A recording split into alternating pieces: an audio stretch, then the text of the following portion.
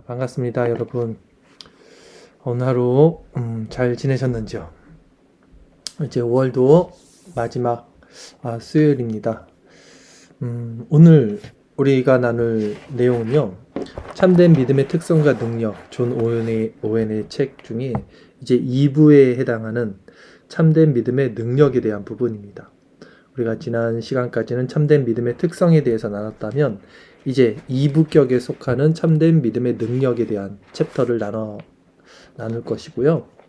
오늘은 그 6장 시작점으로 견고한 믿음의 내용이라는 큰 주제로 말씀을 나눌 것입니다. 견고한 믿음의 내용이라는 이 6장의 내용은요, 이제 오웬의 설교를 번역한 것입니다. 그래서 이제 오웬이 직접 설교문을 어떻게 썼는지도 우리가 함께 나눠보면서 오웬이 말하는 이 설교가 굉장히 광범위하고 깊고 굉장히 길어요. 그래서 제가 이걸 한 번에 할 수가 없어서 오늘은 그 이 설교의 서론격 부분, 앞부분만을 할 거고요. 오늘은 좀 내용이 짧습니다. 다음 시간은 이제 믿음이 무엇인지에 대해서 하나씩 밝혀나가는 그 오웬의 설교를 따라갈 것입니다. 우리가 이 견고한 믿음의 내용이라는 이 오웬의 설교문을 다 마칠 때는요, 아마도 여러분 안에 믿음의 정의, 또 바른 믿음의 실행, 바른 믿음의 목적, 이런 것들이 분명하게 마음 가운데 균형 잡히게 또 새겨지기를 저는 소망합니다. 페이지는 231페이지입니다. 오늘 231페이지 견고한 믿음의 내용 이제 시작하도록 하겠습니다. 6장 견고한 믿음의 내용, 제가 읽어드리겠습니다. 믿음이 없어 하나님의 약속을 의심치 않고 믿음에 견고하여져서 하나님께 영광을 돌리며. 로마서 4장 20절. 관찰 1. 사람들이 하나님의 약속을 의심하는 것은 모두 불신앙 때문입니다. 본문 말씀을 보십시오. 사도 바울은 다음과 같이 말합니다. 이게 지금 로마서 4장 말씀을 말하는 거죠. 믿음이 없어 하나님의 약속을 의심치 않고. 사람들은 하나님의 약속을 의심하는 것에 대하여 흔히 이런저런 핑계를 잔뜩 만들어내고 다른 여러 가지 변명을 늘어놓는 경향이 있습니다. 자, 사람들이요, 하나님의 약속을 의심하는 데 있어서도 늘 사람들은 자기 합리화를 시킵니다. 이게 인간의 본성이에요. 죄된 본성은 항상 자기 합리화를 시키죠. 아담과 하와가 선악과를 먹었을 때도 하나님 앞에서 무엇을 합니까? 저 하나님이 만들어주신 저 여자가 나에게 줘서 먹었다. 이렇게 아담은 하와 책임을 돌리고요. 또 하와는 뱀이 나를 꼬드겨서 먹었다. 자기 잘못을 인정하는 것이 아니라 다 자기를 합리화시킵니다. 이것이 죄된 인간의 본성의 특징입니다. 여러분 삶을 한번 돌아보십시오. 오늘 삶, 여러분의 모습을 한번 점검하십시오. 또 다른 사람의 모습들도 보십시오. 어떤 일어나는 일의 원인은 항상 내 자신에게 있습니다. 이거는 뭐 불교에서도 말하는 거잖아요. 내 탓이로다. 우리는 항상 그 일어나는 일의 원인을 다른 사람들에게서 찾는 것이 아니라 내 안에서 찾아야 되는 것이죠. 이것이 자기 합리화를 시키는 것이 아니라, 핑계를 두는 것이 아니라 내 안의 죄의 문제에서 시작을 해야 된다는 것. 근데 사람들은 이것을 하지 못한다는 것이죠. 왜? 인간의 죄성이, 부패한 죄성의 본성이 그렇다는 것입니다. 자, 그러나 사람들이 하나님의 약속을 의심하는 참된 이유는 따로 있습니다. 오웬은 이렇게 얘기하는 거예요. 사람들은 자기 합리화를 시키고 이런저런 핑계를 내서 자기 믿음 없음을 변명을 늘어놓지만, 사실 사람들이 하나님의 약속을 의심하는 것, 이 믿음이 없는 이유는 따로 있다는 것이죠. 사람들은 믿음이 없기 때문에 하나님의 약속을 의심하는 것입니다. 이것이 진짜 이유입니다. 믿음이 없기 때문에 약속을 의심한다는 것입니다. 이 믿음에 대해서 오늘부터 몇 주간 쭉 나눌 텐데요. 여러분이 가지고 있는 개념들을 많이 바꾸고자 할 것입니다. 저는. 왜냐하면 믿음의 정의부터 믿음의 성질, 이런 것들이 우리가 알고 있는 이성의 범주 안에 있는 것이 절대 아니다. 이 부분을 저는 터치하고 싶어요, 사실. 그래서 여러분들도 이런 말씀을 오늘부터 이제 쭉 들을 때 여러분들이 늘 알고 있는 이런 믿음에 대한 어떤 이해나 정의, 이런 피상적인 거나 형식적이거나 지식적인 차원으로서 이 말씀을 듣지 마세요. 오해는 그렇게 얕은 신학자가 아닙니다. 굉장히 깊은 차원의 신적이고 영적인 내용을 담고 있기 때문에 오웬의 글 같은 경우는 많은 사람들이 읽어도 이해를 할 수가 없는 부분이 상당히 많을 것입니다. 그 중에서도 믿음이라는 이 내용은 상당히 중요한 것이겠죠. 왜? 구원은 믿음으로 말미암아 우리가 받기 때문에 이 믿음에 대해서 여러분들이 그 믿음 다 알고 있어? 이렇게 생각하지 마세요. 이 믿음에 대해서 누가 알 수 있겠습니까? 정말 믿음은 그만큼 깊고 심오하고 어떤 신비한 내용을 담고 있다는 것. 그 부분을 좀 터치를 해드리고 싶은 거예요. 제가 잘 따라오셔야 됩니다. 관찰 2. 하나님의 약속을 견고하게 믿는 일은 하나님께서 기뻐 받으시는 아름다운 일입니다. 하나님이 인간을 창조할 때 이 백성은 나를 찬양하기 위해서 만들었다. 이게 존재 목적인데요. 이 찬송은 물론 이게 입술로 찬양하는 것뿐만이 아니겠죠. 우리 전심으로, 우리의 지정의가 오직 온전하게 된 마음 상태에서 하나님을 온전히 전인적으로 찬양하는 상태. 하나님께서 기뻐 받으시는 아름다운 이런 상태가 뭡니까? 하나님의 약속을 견고하게 믿는 것이라는 거예요. 믿음이 결국 하나님이 기뻐 받으시는 아름다운 인간의 상태다. 라는 것이죠. 저는 이 명제를 주제 삼아 말씀드리는 과정에서 다음 두 가지 작업을 하고자 합니다. 첫 번째 작업은요, 이 명제에 사용된 여러 가지 표현을 설명하는 것입니다. 이 명제가 무엇입니까? 하나님의 약속을 견고하게 믿는 일은 하나님께서 기뻐 받으시는 아름다운 일이다. 라는 것이죠. 두 번째 작업은요, 이 명제의 참됨을 증명하는 것입니다. 저는 지금부터 이 두 가지 작업을 순차적으로 진행하고자 합니다. 설명 1. 이 명제가 긍정적으로 서술하고 있는 대상이 있습니다. 그것은 약속, 곧 하나님의 약속입니다. 다시 볼까요? 하나님의 약속을 견고하게 믿는 일은 하나님께서 기뻐 받으시는 아름다운 일이다. 라는 거예요. 약속, 곧 하나님의 약속이죠. 이 대상이. 하나님의 약속은요, 택함받은 백성에게 언약의 근본적인 취지에 따라 은혜를 베풀고자 하시는 하나님의 모든 작정에 대한 선언을 의미합니다. 좀 말이 어려워요. 넘어가도 되는 부분입니다. 본문 말씀에서 하나님의 약속이 가리키는 대상은 옛적부터 주어졌던 놀라운 약속, 곧 그리스도에 관한 놀라운 약속입니다. 이 로마서 4장에서 말하고 있는 이 어떤 맥락은요, 이 믿음에 대한 맥락은 결국 이신칭이죠. 예, 값없이 의롭게 된다. 인간의 모든 죄는 값없이 의로워지는데 그 수단이 바로 그리스도로 말미암은 의죠. 그렇기 때문에 구약에 있는 본문 말씀에 하나님의 약속이 가리키는 대상은 옛적부터 주어졌던 놀라운 약속, 그리스도에 관한 놀라운 약속으로 이어진다는 것이죠. 이 약속에는 다른 모든 약속이 포함되어 있습니다. 그리스도가 이렇게 말을 했죠. 선지자의 글, 시편의 글, 나를 가리켜서 기록되었다. 성경에 있는 모든 언약, 약속은 다 그리스도를 예표하고 그리스도로 점철되고 그리스도로 완성되어지는 것이죠. 그 얘기입니다. 이 약속에는 다른 모든 약속이 포함되어 있다는 것이요.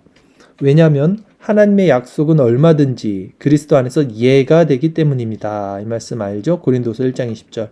하나님의 약속은요, 어떤 약속이든지 그리스도 안에서는 오케이, 통과, 예스 이게 된다는 거예요. 그러니까 모든 질문의 해답을 그리스도 이렇게 말하면 어느 정도 오케이가 됩니다. 우리 믿음의 문제, 구원의 문제, 우리 성화의 문제, 우리 모든 신앙의 모든 문제가 결국은 포도나무에 붙어있는 가지의 정체성으로 이어지는 거기 때문에 그 포도나무 대신 그리스도가 모든 하나님의 약속의 예가 된다는 것이죠. 그러므로 여러분이 이 설교를 들을 때 한 가지 유념할 것이 있습니다.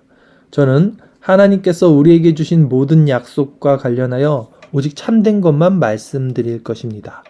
하지만 제가 가장 중점적으로 말씀드리게 될 것은 그리스도를 드러내고 그리스도 안에서 죄인들에게 주시는 하나님의 값없는 은혜를 드러내는 여러 가지 약속일 것입니다. 오웬도 하나님의 많은 약속 중에서 그리스도를 드러내는 데 집중할 것이다 라고 말을 먼저 하는 것입니다. 이와 같은 약속을 확고하게 믿는 것을 중점적으로 말씀드릴 것입니다. 이 점을 유념하기 바랍니다. 모든 설교는 구속사적 관점이고 그리스도로 점철되어지는 설교가 가장 좋은 설교죠. 오해는 이제 그런 방식을 취한다라고 서두에 말씀을 하고 있는 것입니다. 지금 제가 이걸 읽다 보니까 이 오웬의 설교를 제가 한 번 더 해석을 하는 꼴이 됐네요. 근데 참 이 오웬의 글을 이 상태로서 전달됐을 때 사람들이 이런 내용들을 그냥 받았을까 생각이 들기도 하지만 아마도 이 설교 외에 많은 성경 공부든 은혜의 방편이든 이런 것들을 통해서 아마 이 청중들이 어느 정도 이 오웬의 글을 들을 수 있는 토양이 충분히 됐을 거라 생각합니다. 또 당시 17세기 오웬의 시대는 청교도가 이제 창궐했던 시대였기 때문에 오웬이 이런 깊은 어떤 말씀 자체가 사람들에게 어느 정도 기본 바탕에서 이제 들려졌을 거라 저는 이제 예상을 하고요. 다만 오늘날 우리는 이런 해석이 꼭 필요하다고 생각을 해요. 왜냐하면 오늘날 기독교 안에는 이런 모든 개념들이 다 무너져 있거나 상실됐거나 아니면 감춰져 있어서 쉽게 얘기해서 사람들이 믿음이 뭐냐 했을 때 믿음이 무엇인지에 대한 개념이나 어떤 그런 의미를 알지 못한다. 저는 이렇게 생각합니다. 그래서 이런 해석이 오늘날에는 또 필요한 것 같습니다. 제가 오늘 말을 좀 이렇게 풀어서 길게 하는 것은요, 오늘 내용이 이렇게 많지 않아요. 예, 그래서 좀 천천히 나가오는 것이니까 여러분 이렇게 말을 많이 하지 마시고요. 보겠습니다. 물 한 잔만 먹겠습니다.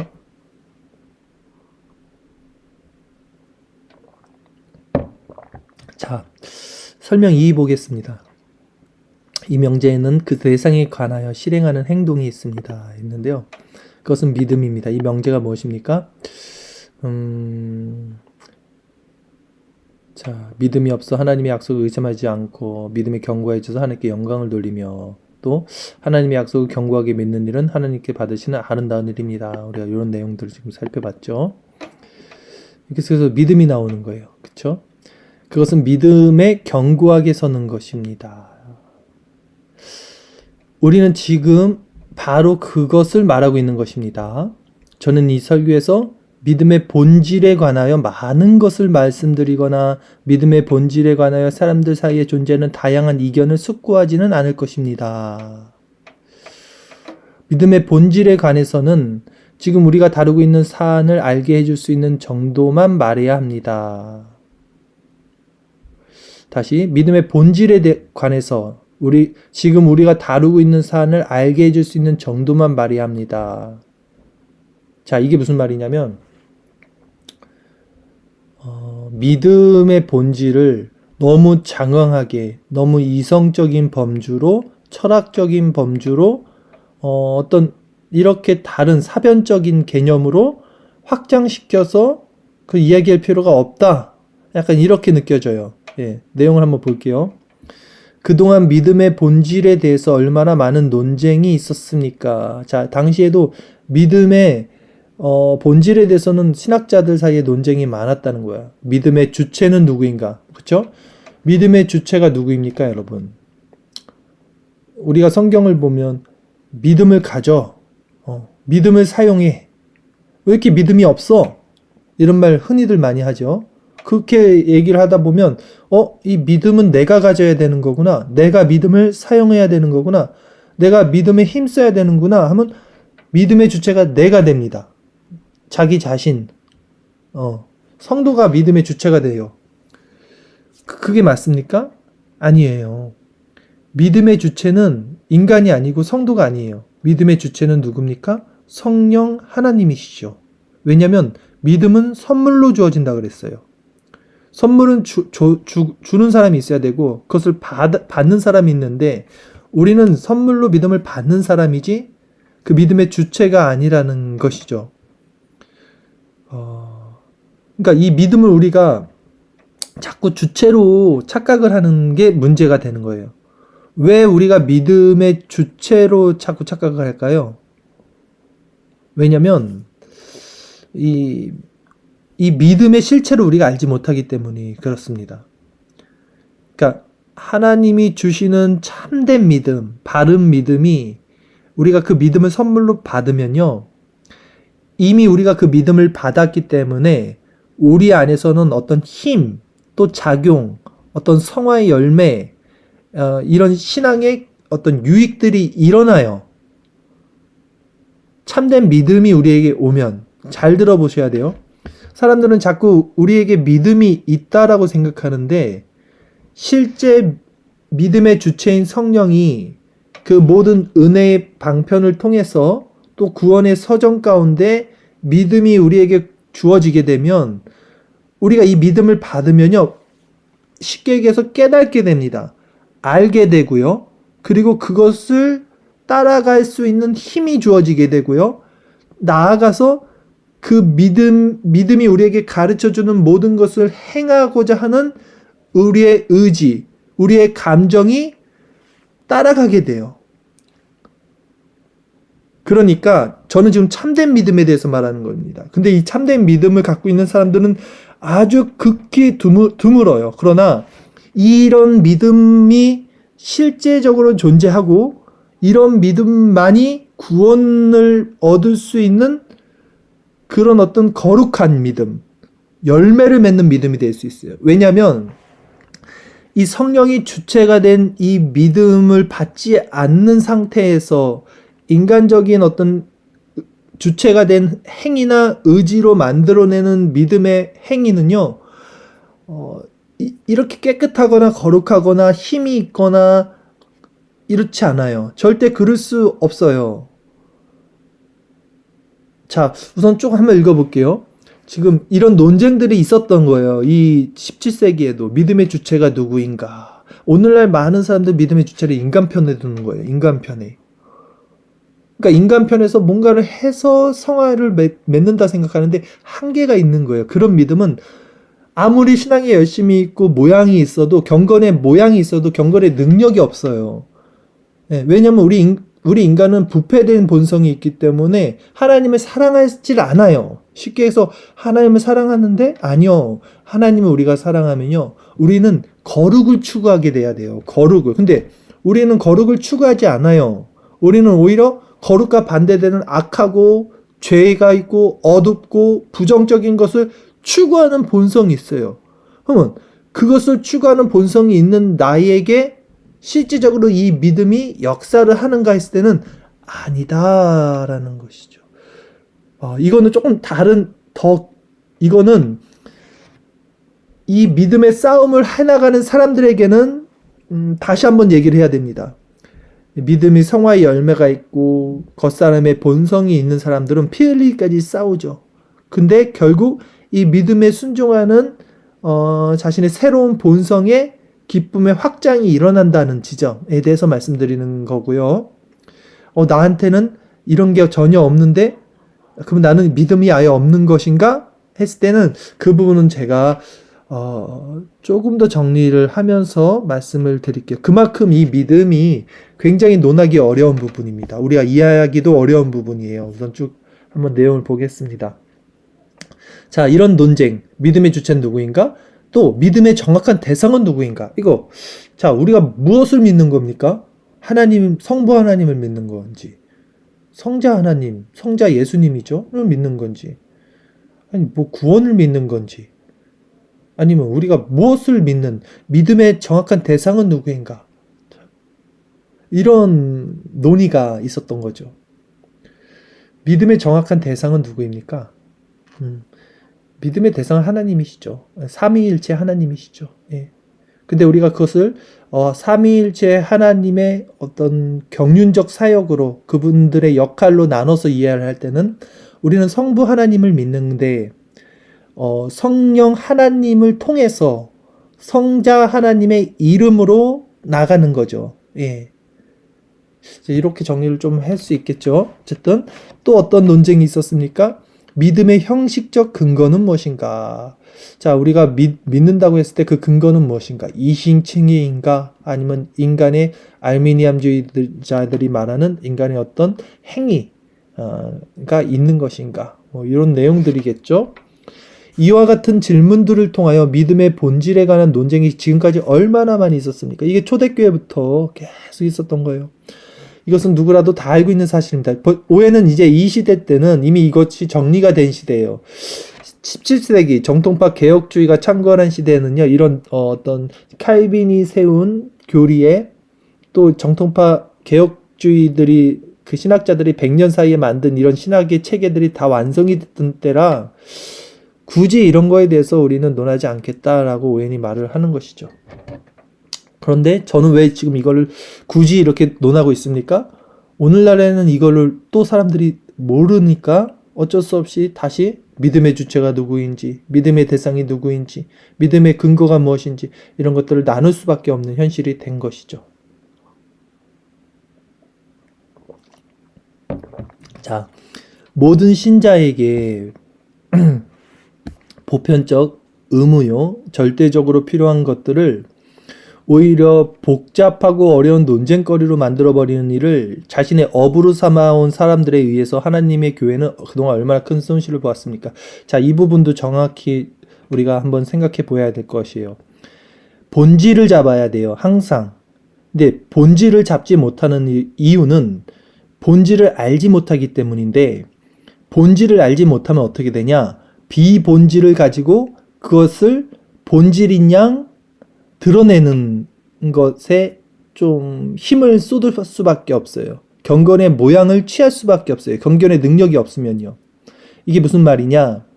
오늘날도 마찬가지고요. 당시 시대도 마찬가지고 신학자들이 정말 중요하지 않은 내용들, 구원에 있어서 불필요한 것, 그렇게 싸우지 않아도 될 일들을 굉장히 중요한 것처럼, 그것이 정말 뭐 어려운 것처럼, 복잡한 것처럼, 그것이 대단한 것처럼 파고들어서 와, 대단한 것처럼 보여요.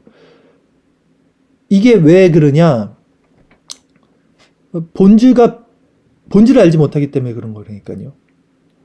그러니까 오늘날도 교회에서 논하고 있는 이런 사안들, 신학적인 사안들을 보면 그거 왜 싸우고 있나 하는 내용들이 너무나 많이 있어요, 사실은. 아디아포라라 그랬죠. 그러니까 본질에서 벗어난 것들은 버려도 돼요. 본질이 중요한 거죠. 그 본질이 무엇입니까? 우리가 정말 알아야 되는 건 본질, 신앙의 본질. 이 본질이 없으니까 사람들이 자꾸 비본질에서 힘을 빼는 건데, 본질은요, 믿음이에요, 믿음. 근데 이 믿음이 무엇이냐를 파고들어야 돼요. 이 믿음이란 것 진짜 무엇이냐? 이 단어 믿음이 아니라 이 하나님의 성령이 주체가 된 믿음과 그 믿음이 우리 안에 주어졌을 때 효력, 내 안에서 이 믿음이 어떤 일을 일으키는가, 내 생각과 마음, 내 어떤 상태를 이 믿음이 어떻게 변화시키는가, 이런 본질, 이 내 안에서 어떤 작용이 일어나는가, 이런 것들을 사실 나눠야죠. 이런 것들을. 자, 계속 이어서 말씀드리겠습니다. 그래서 이런 것들을 안 나누고 오히려 어떤 다른 것들을 나눠서 교회는 그동안 얼마나 큰 소실을 보았습니까? 라고 웨인이 말하는 거예요. 청교도들은 이런 것을 내면적인 것, 내적인 것, 그 신적인 것, 하나님의 형상적인 것, 신적 속성에 있는 것들을 나누는 신학을 만들어냈던 거죠. 모든 일을 온당하게 판단할 줄 아는 사람이라면 이런 사실을 쉽게 간파할 수 있을 것입니다. 그렇죠? 지각에 장성한 자들은 알아요. 아, 이게 왜 비본질각과 저렇게 싸우나. 몇몇 사람들이 자신의 이지를 지나치게 휘두름으로써 다른 사람들은 마땅히 알아야 할 것에 대해서 아무것도 알지 못하는 어처구니 없는 상태에 처하게 되고 만 것입니다. 우리가 영적으로 직접 체험해야만 하고 날마다 의무로 준행해야 하는 것들이 있습니다. 그런데 만일 우리가 사람들이 그것들에 관하여 철학적인 논쟁을 벌이면서 진술해 놓은 내용을 따라 그것들을 숙고한다면 그것들은 우리에게 도무지 이해할 수 없는 것이 되어버리고 말 것입니다. 그러니까 자꾸 진리를 비본질로 덮지 마라라는 거예요. 세상 지혜로는 하나님을 알 수 없다는 것이죠. 철학적인 논쟁으로 자꾸 가져가면 안 돼요. 오늘날 기독교 안에 이런 움직임들이 되게 안타까운 게 한 30대 정도 이제 기독교 유튜버들 어떤 그런 목사 신학자들의 그런 말들이 지금 굉장히 뭐랄까요, 인본주의적 성향을 가지고 있으면서도 포스트 모던화된 이 시대 사조 안에서 굉장히 사변적이면서 철학적이고 이성적인 것들을, 그런 것들을 가미한 것을 되게 멋있는 신학처럼 말을 해요. 예, 뭐 어떤 철학자가 이렇게 말했고 이런 어떤 그런 것들을 가져오죠. 이 신학 안에. 근데 철학적인 논쟁을 버리지 마라, 그거 이렇게 얘기하는 거예요. 오해는. 성경도 말을 하죠. 세상 지식으로는 하나님 알 수 없다라고 말을 하죠. 예를 들면 어떤 사람들은 믿음의 자소가 영혼의 독특한 한 가지 기능 안에 있다고 주장합니다. 자, 이것도 한번 보세요. 그러니까 이 당시 사람들의 논쟁이 뭐였냐면 믿음이 어디냐. 그러니까 믿음이라는 것이 하나님이 우리에게 주신 거면 그러니까 성령 하나님의 은혜의 선물로 하나님이 주체가 돼서 우리가 받은 것이라면 이 믿음이 내 머리에, 그러니까 내 생각에 있냐, 내 이성에 있냐, 내 감정에 있냐, 내 영혼에 있냐, 내 심장에 있냐, 뭐 이런 걸 가지고 지금 싸웠다는 거예요. 이 내용 한번 볼게요. 예를 들면 어떤 사람들은 믿음의 자소가 영혼의 독특한 한 가지 기능 안에 있다고 주장합니다. 반면에 다른 사람들은 믿음의 자소가 영혼의 또 다른 기능 안에 있다고. 뭔 소리인지도 모르겠어요. 뭐 또 다른 기능은 뭔지. 자, 반면에 또 다른 사람들은 영혼 안에 독특한 기능 같은 것은 아예 없다고 또 주장해요. 영혼의 기능이 어딨어? 영혼이면 영혼이지. 뭐 이런 사람들도 있겠죠. 또 어떤 사람들은 믿음의 자소가 영혼 안에서 가장 중요한 두 기능인 이해력과 의지. 이해력, 이거는 인간적인 것이죠. 예. 여기에 영혼이 있다고 생각하는 거예요. 그러니까 이게 뭐랄까요? 철학적인 사람들이겠죠.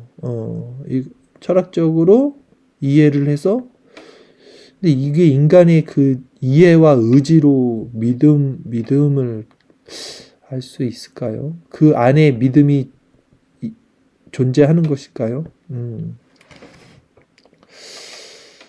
자, 하여튼 보겠습니다. 이와 반대로 다른 사람들은 한 가지 기질이 서로 다른 두 가지 기능 안에 상주한다는 것은 불가능이라고 주장합니다. 자, 한 가지 기질이, 이게 부연 설명이 좀 짧아서 제가 생각하는 것은 있는데 그걸 여기서 말하기가 애매하네요. 넘어가겠습니다.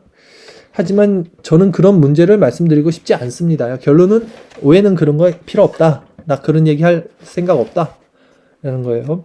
저희 가장 중요한 목표는, 오해의 가장 중요한 목표는 하나님께서 택하신 사람들, 곧 이 세상에서는 가난하고 어리석은 사람으로 취급당하는 사람들을 향해서 말씀드리는 것입니다. 자, 이제 보세요.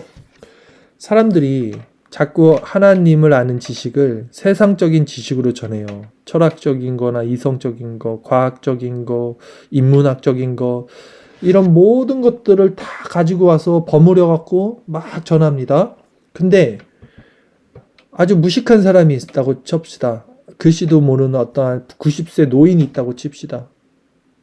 이런 사람들이 그런 막 용어를 쓰고 철학적인 이야기를 하면 알아듣겠습니까? 못 알아듣겠죠?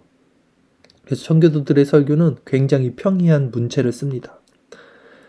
자, 바로 그거예요. 곧 이 세상에서는 가난하고 어리석은 사람으로 취급당하는 사람들을 향해서 말씀드린다는 거예요. 제가 확신하는 사실이 있습니다.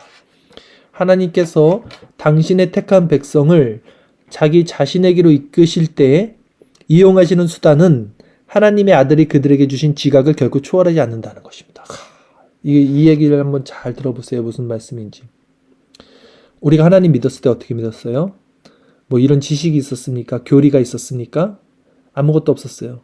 그냥 예수님이 십자가에서 나를 위해서 피 흘려서 죽으셨다. 그분이 하나님의 아들이고 그분이 십자가에서 죽으심으로 내 죄가 사해졌고 내가 그것을 믿음으로 나는 구원받고 그분은 3일 만에 부활하시고 하늘에 오르셨고 다시 오실 것이다. 딱 이 정도의 지식이었죠. 그런데 이것만으로 우리에게 얼마나 큰 은혜와 얼마나 큰 지식과 지혜가 충만했습니까?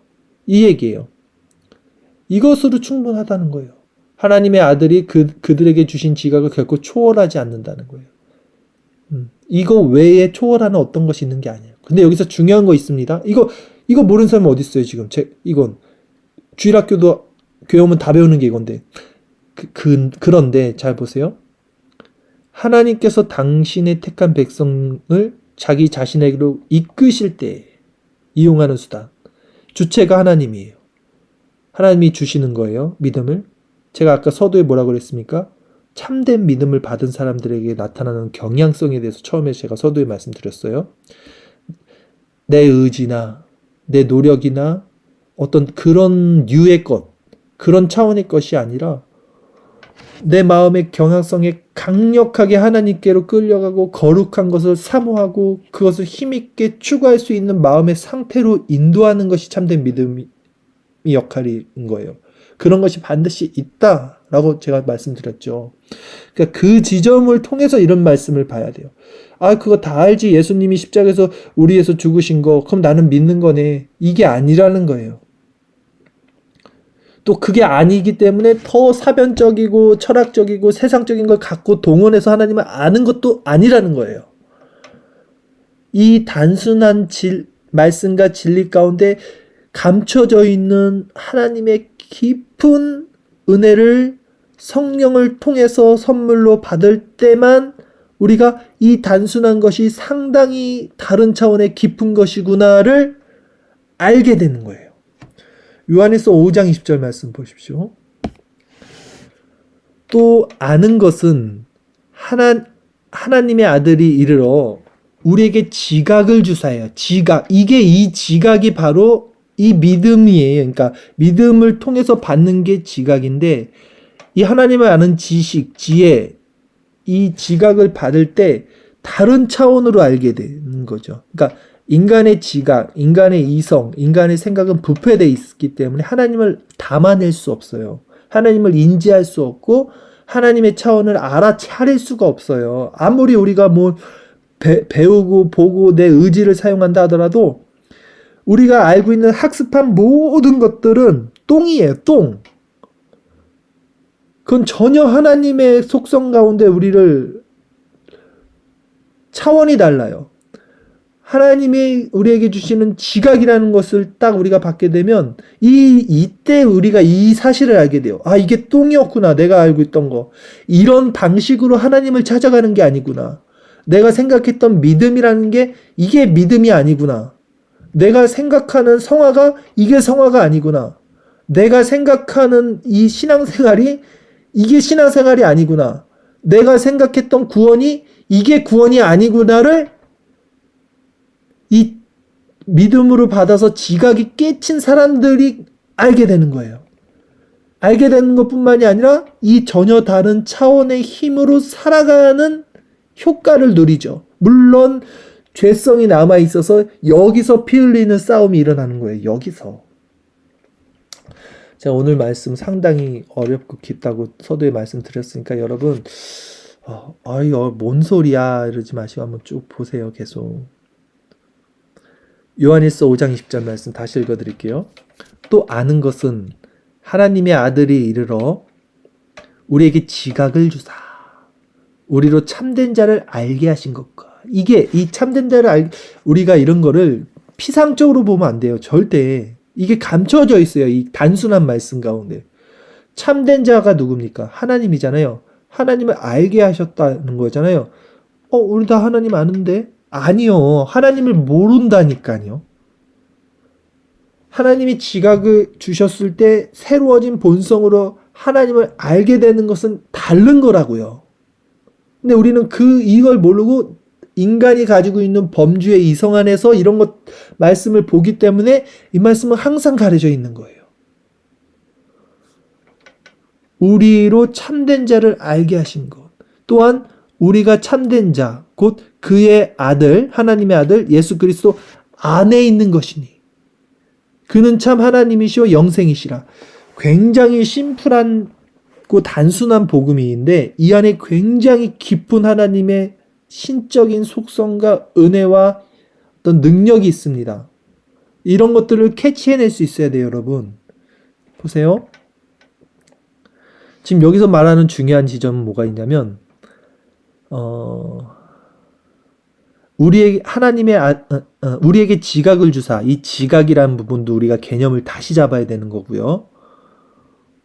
우리로 참된 자를 알게 하신 것, 이 안다, 기노스코, 이 안다, 하나님 아는 지식, 이 아는 게 무엇인지도 우리의 개념을 다시 잡아야 된다고요. 부패된 우리 인간 본성에서 깨달을 수 없는 부분이라고요.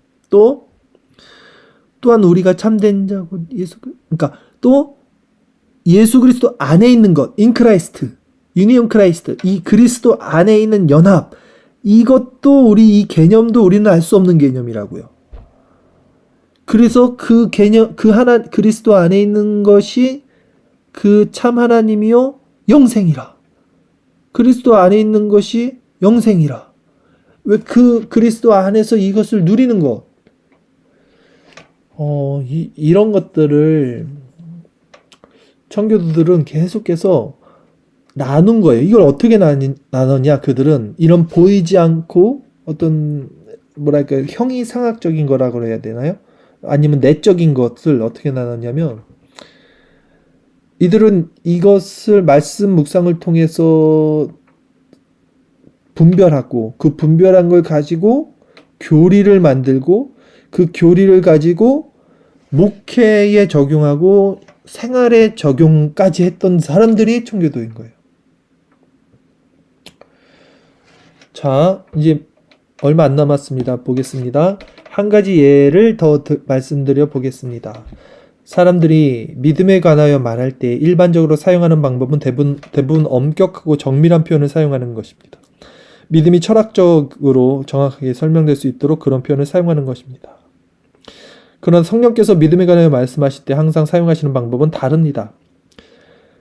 그러나 성령께서 사용하시는 방법은 여러 가지 비유적인 표현을 통하여 가장 미천한 사람들도 느낄 수 있는 것들과 그들도 매일 사용하고 있는 일상적인 것들에 믿음을 적용시켜 설명하는 방법입니다. 그렇죠? 예수님도 항상 그랬고요. 무엇을 설명할 때 이렇게 은유적으로 비유를 통해서 설명했어요.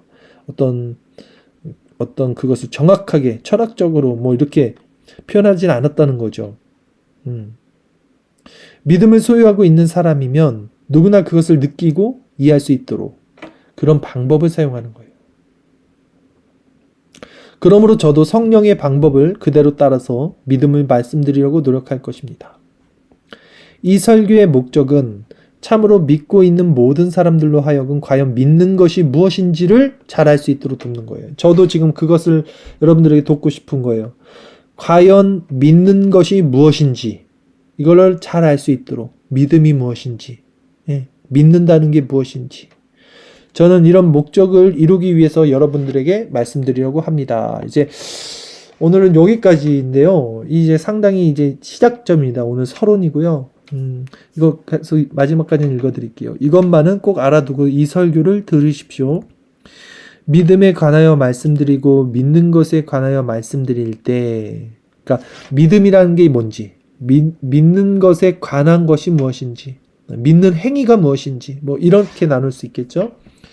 제가 사도 바울이 로마서에서 믿음을 말하면서 목적으로 삼았고 목표로 지향하고 있던 것과 동일한 목적, 동일한 목표의 관점에서 말씀드린다는 사실입니다. 자, 사도 바울이 아까 뭐라고 말했죠? 처음에 로마서 4장 20절 믿음이 없어 하나님의 약속을 의심치 않고 믿음에 견고해져서 하나님께 영광을 돌리며, 그리고 관찰 2 보면 하나님의 약속을 견고하게 믿는 일은 하나님께서 기뻐 받으시는 아름다운 일이다. 하나님의 약속을 믿는 것. 자, 다시 말해서 사도 바울이 하나님 앞에서 연락되는 것과 의롭다함을 얻는 것과 관련해서 믿음을 논하는 것처럼 저 또한 그것과 관련해서 믿음을 논한다는 것입니다. 바울이 하나님 앞에 연락되고 의롭다함을 얻는 것, 또 하나님의 약속을 믿는다는 것이 결국은 그 언약의 성취, 그리스도로 점철되어지는 것, 즉 그리스도에 대해서 말하는 것이죠. 믿음의 주요 온전하게 하신 그리스도를 바라보라, 이렇게 말씀을 했습니다. 자, 우리가 다음 시간에는요 뭘 나눌 거냐면, 이제 제가 오늘 사실은 다음 시간 나눌 것까지 딱 준비를 했는데 시간이 이렇게 돼서 못 나눴고요. 간단히 다음 주 내용만 설명을 드린다면, 잠시만요. 믿음이 뭐냐, 이제 믿음에 대해서 조금씩 세부적으로 정의를 내릴 거예요. 그러니까 믿음이라는 것이 하나님이 계시고 하나님의 아들이 예수님이시고, 예수님이 우리 인간의 죄를 위해서 십자가에서 피 흘려 죽으셨다는 그것을 믿는 것이 믿음이냐 했을 때 우선은 오해는 아니라 그래요. 왜냐하면 그 믿음은 귀신들도 믿는 믿음이기 때문에 믿음의 본질이 그것이 아니다 라고 말을 합니다. 그러면서 계속해서 믿음이 무엇인지를 이제 살펴나가는 거예요. 자, 오늘 조금 늦었는데 생각보다 일찍 끝날 줄 알았는데 오늘 오히려 더 늦게 마무리가 된 것 같습니다. 여러분, 어쨌든 우리가 지금 6장 새로 시작하는 이 두 번째 챕터, 견고한 믿음의 내용, 믿음에 대해서 우리가 살펴보는 겁니다. 신앙생활을 30년을 했든 60년을 했든 평생을 했든 믿음의 본질이 무엇이고, 믿음의 주체가 무엇이고, 믿음의 역할이 무엇이고, 믿음의 목적이 무엇인지, 이런 것들을 정확히 지식이 아니라 하나님의 주시는 지식으로, 하나님의 지혜로 이것을 깨달아 알고 실제적으로 그 믿음의 어떤 믿음의 효력을 우리 안에서 발휘시켜내는 것, 사실 이것이 우리 신앙의 관건이고 신비이고 역사고 힘입니다. 우리는 이 믿음을 꼭 받아야 하고 이 믿음에 있어서 믿음을 성취해야 되는 거예요. 제가 마지막으로 여러분들에게 좀 도움을 주고 싶은 마음에 말씀만 드린다면, 제가 지금 전체적으로 말씀드리는 것이 우리가 알고 있는 모든 기준이나 우리가 하고 있는 신앙생활의 이런 것들은 참된 믿음이 주는 어떤 효력이 아니다. 이걸 전제로 지금 말씀을 드렸습니다. 그러면 우리는 어떻게 우리가 인지하거나 우리가 깨달지 못하는 어떤 신적 속성 가운데 정말 거룩을 추구하게 되고 하나님을 정말 사랑하게 되고 죄를 증오하게 되고 죄를 끊어내게 되고 이렇게 우리 마음의 본성이 바뀌고 이런 믿음의 효력을 어떻게 얻어내는가 이거잖아요, 사실. 그러니까 성화의 열매를 어떻게 얻어내는가. 은혜 방편입니다. 은혜 방편은 말씀이죠. 기도, 찬미, 특히 말씀 묵상이에요. 하나님의 속성과 인간의 속성을 계속해서 나눠서 성경을 통해서 하나님의 속성을 보는 것이 중요합니다. 인간의 속성은 보다 하나님의 속성을 봐야 돼요. 이때 어떻게 변화가 되는가. 중생의 씨를 받은 사람들은요, 이 은혜의 방편을 통해서 말씀 묵상을 통해서 하나님의 속성을 계속해서 지속적으로 공급받을 때 하나님의 형상으로 나의 마음이 변화되는 것이 일어납니다. 반드시 일어납니다. 그런데 믿음의 씨, 그러니까 중생의 씨를 받지 못했던 사람들은 이 말씀 묵상을 통해서 변화가 일어나는데, 다 변화는 일어나요. 누구든지. 근데 이 변화가 도덕적이거나 윤리적이거나 인본적인 차원에서의 변화예요. 한계가 있죠. 그러면 한계가 있죠. 또 이런 변화는 내 내면의 심령으로 말미암아 정말 기쁜 마음으로 하나님을 따르게 하지 않아요. 그러니까 실제적으로 우리가 받는 믿음의 효력은 내가 기뻐서 하나님을 따르게 돼. 새벽기도 빨리 일어나고 싶어. 금요일 빨리 돼서 기도하러 가고 싶어. 막 성경 공부하고 싶어. 미치겠네. 이 마음이 일어나요. 이 마음이. 근데 기본적으로 그런 마음들이 인간의 마음에서 안 일어나거든요. 왜냐하면 인간이 하나님의 속성을 따라가지 않는다는 거예요. 그게 이유입니다. 근데 이것을 의무감으로 한다고요. 의무감으로. 그래서 이걸 해야지. 이 율법이 되고요. 이거 안 하는 것보다는 하는 게 좋죠. 그런데 제가 말씀드리는 것은 중생의 씨를 받은 사람들은 이 의무감으로라도 이것을 하게 될 때, 믿음의 방편을 통해서 말씀 묵상을 계속하면서 하게 될 때 중생의 씨를 받은 사람들은 진정 변화가 일어나요. 결국 이 지점밖에 없습니다. 우리가 할 수 있는 것, 우리 편에서 해나갈 수 있는 것은 계속해서 지속적으로 하나님의 속성을 공급받는 거예요. 계속해서 하나님이 어떤 분인지, 그분의 전능, 그분의 영원성, 그분의 단순성, 그분의 거룩성, 그분의 의로우심, 그분의 선하심, 그분의 미쁘심, 그분의 오래 참으심, 모든 하나님의 아름다운 속성들을 계속해서 받는 거예요. 그리고 결과는 하나님이 가지고 계십니다. 믿음의 주체는 하나님이시기 때문이죠. 단 우리가 택함받은 백성들이라면 반드시 그 하나님의 속성이 우리 안에서 선한 열매를 맺어갈 것이고, 그렇게 되면 우리는 점진적으로 결국 하나님을 그 신적 속성에 부합하는 그 신의 성품에 우리가 닮은 형상으로 변화되는 이런 것들이 내면에서 반드시 일어나게 됩니다.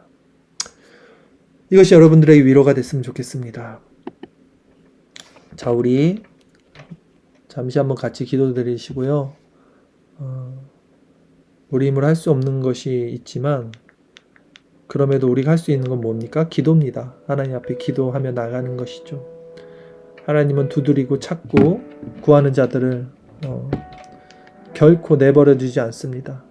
마음이 심령이 상하고 낮아지고 하나님을 간절히 찾고 구하는 자들에게 하나님은 하나님의 이 믿음을 반드시 우리에게 주셔서 우리를 이 강력한 성화의 열매를 우리에게 주시고 맺게 하실 것을 또 우리는 소망할 수밖에 없습니다. 이 밤에도 그런 마음으로 우리 죄를 회개하시고 하나님 앞에 참된 믿음으로 행할 수 있도록 은혜를 구하시기 바랍니다. 기도드리겠습니다.